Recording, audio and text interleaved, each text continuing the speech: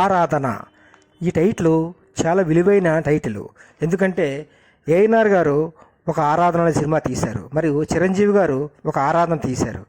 అలాగే హిందీ హీరో రాజేష్ ఖన్నా గారు ఒక ఆరాధన తీశారు. తెలుగులో నటరత్న ఎన్టీఆర్ గారు కూడా ఒక ఆరాధన చిత్రం తీశారు. కనుక ఈ ఆరాధన అనే పేరు చాలా విలువైన పేరు.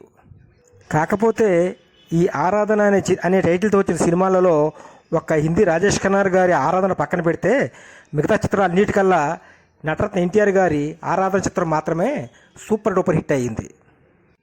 ఈ ఎన్టీఆర్ గారి ఆరాధన చిత్రం హిందీలో హిట్ అయిన గీత్ అనే చిత్రం ఆధారంగా తెలుగులో నిర్మించబడిన చిత్రం శ్రీ ఎన్టీఆర్ గారు నటించిన ఈ ఆరాధన చిత్రం.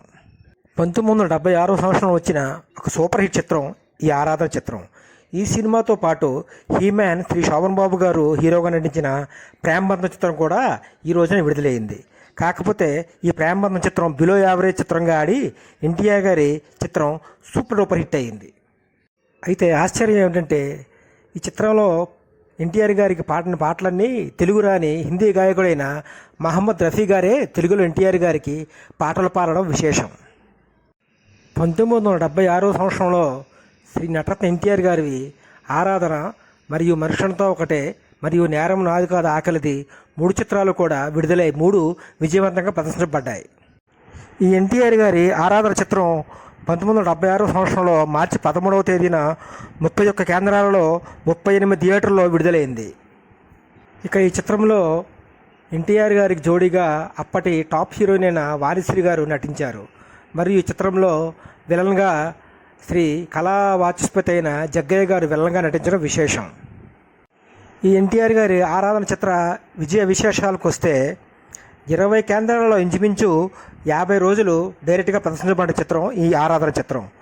మరియు 14 కేంద్రాలలో డైరెక్ట్గా 100 రోజులు ప్రదర్శించబడిన చిత్రం శ్రీ ఎన్టీఆర్ గారి ఈ ఆరాధన చిత్రం.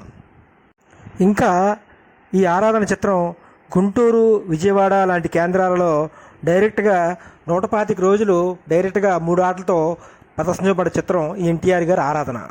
ఇక ఈ చిత్రం గురించి పాటల గురించి చెప్పాలంటే ఇది ఒక రకంగా ఒక పెద్ద మ్యూజికల్ హిట్ చిత్రం.